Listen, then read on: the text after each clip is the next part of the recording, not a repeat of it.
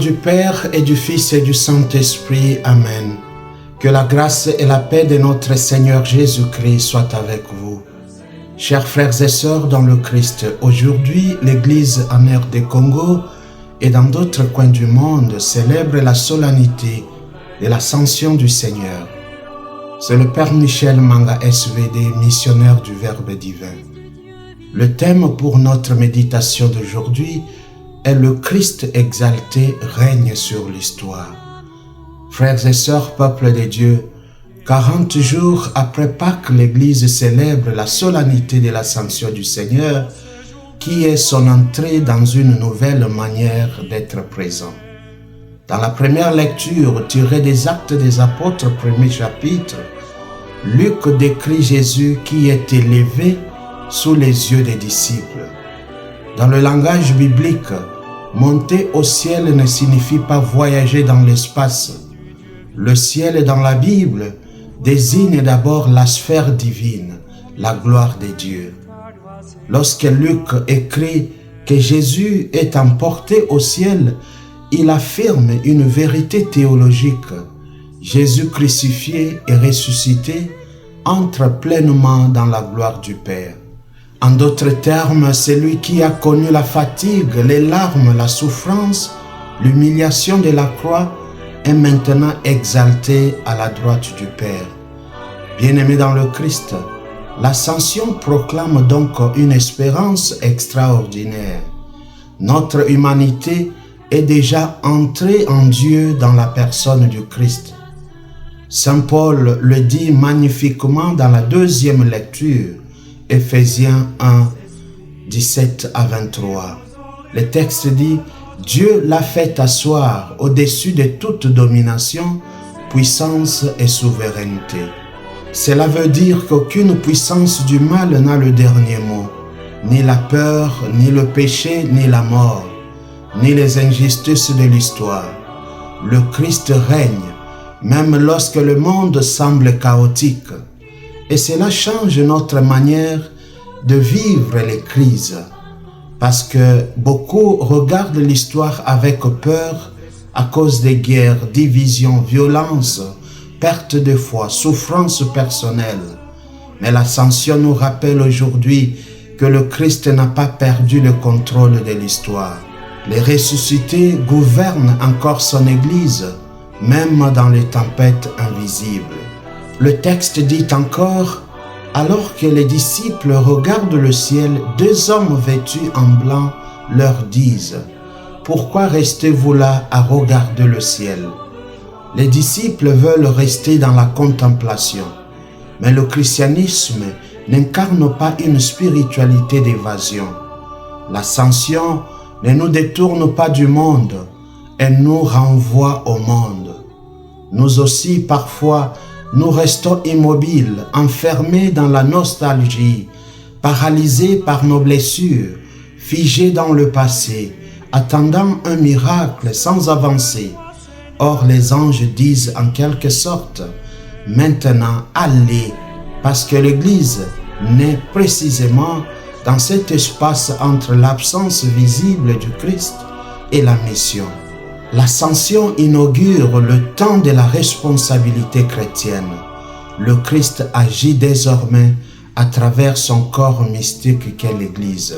Dans l'Évangile, selon saint Matthieu, chapitre 18, 16 à 20, Jésus ressuscité donne ce qu'on appelle la grande mission.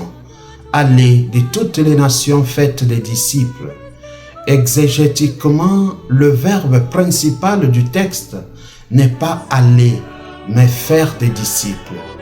En effet, l'expression faire des disciples possède une profondeur exégétique immense, souvent réduite à convertir des gens ou à augmenter le nombre de croyants.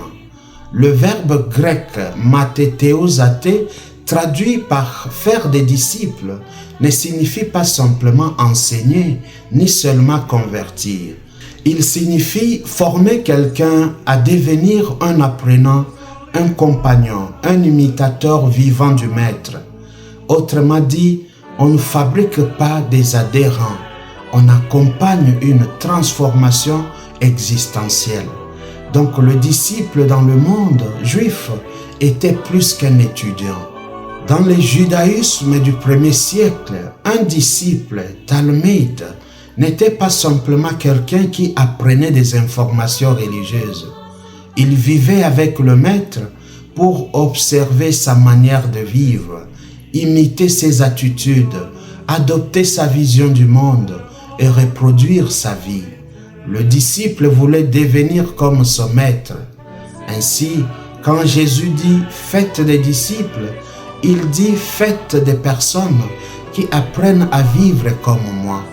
Ainsi, le christianisme n'est pas d'abord une transmission doctrinale ou des idées religieuses, c'est une configuration au Christ. Un autre point très important du point de vue exégétique, c'est les détails souvent ignorés. Dans Matthieu 28, il n'y a qu'un seul impératif principal, mathétéosate, traduit par « faites des disciples ». Les autres verbes sont des participes, allant, baptisant, enseignant. Cela veut dire que le cœur de la mission n'est pas d'aller ni baptiser ni enseigner, mais former des disciples. Le baptême et l'enseignement sont des moyens, non la finalité. En d'autres termes, une personne baptisée, mais jamais formée intérieurement, n'a pas encore pleinement vécu ce commandement de Jésus. Faire des disciples, c'est engendrer une relation au Christ. Le centre est la relation au Christ vivant. Spirituellement, faire un disciple consiste à aider quelqu'un à rencontrer Jésus, apprendre à écouter sa voix, à prier, à discerner et à vivre l'Évangile et devenir intérieurement semblable au Christ. Un disciple n'est pas seulement quelqu'un qui sait des choses sur Jésus, c'est quelqu'un qui apprend à vivre avec Jésus. Il convient de souligner que faire des disciples révèle une pédagogie de patience. Cela implique du temps. Jésus lui-même a passé environ 3 ans avec les 12. Même après miracle, enseignement, résurrection, il doute encore. Cela révèle une vérité pastorale profonde. La formation spirituelle est toujours progressive.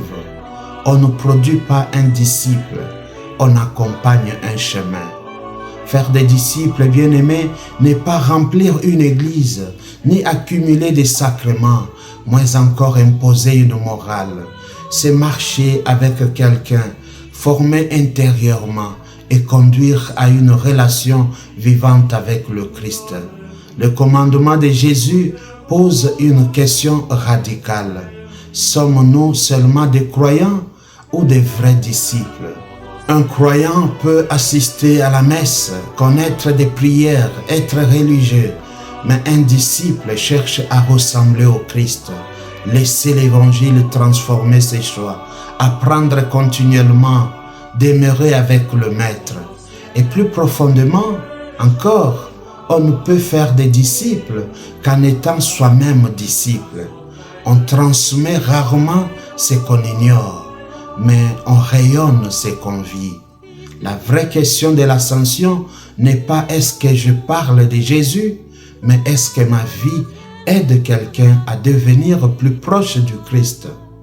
Faire des disciples, c'est engendrer des hommes et des femmes qui apprennent à vivre de la présence, de la pensée et du cœur même de Jésus. Chers frères et sœurs, peuple de Dieu, la solennité de l'ascension nous révèle que le Christ n'est pas absent. Il est autrement présent, invisible mais réel, silencieux mais agissant, caché mais proche. Nous sommes appelés à lever les yeux avec espérance, quand le Christ règne déjà. Nous sommes appelés à lever les yeux avec espérance, car le Christ règne déjà. Nous sommes appelés à ne pas rester immobiles, car l'Église est envoyée dans le monde. Nous sommes appelés à vivre dans la certitude de sa présence, car nous ne marchons jamais seuls. Sa promesse nous réconforte. Je suis avec vous tous les jours, jusqu'à la fin du monde. Prions le Seigneur. Seigneur Jésus, toi qui es monté dans la gloire du Père, sans nous abandonner, fortifie notre foi quand nous ne te voyons plus et apprends-nous à reconnaître ta présence vivante au milieu de nous. Donne-nous la force de ne pas rester immobile, mais d'annoncer ton amour avec courage, afin de faire des disciples par notre témoignage de vie. Envoie sur nous ton Esprit Saint pour éclairer nos cœurs, fortifier notre espérance et nous guider sur le chemin de la mission. Toi qui règnes dans la gloire, demeure avec nous chaque jour, jusqu'à ce que nous contemplions ton visage dans le royaume éternel. Toi qui vis et règnes avec le Père dans l'unité du Saint-Esprit, Dieu pour les siècles des siècles. Amen. Que devant la lumière du Verbe et l'Esprit de grâce, se dissipent les ténèbres du péché et la nuit de l'incroyance, et que l'amour de Jésus règne dans le cœur de tous les hommes. Amen.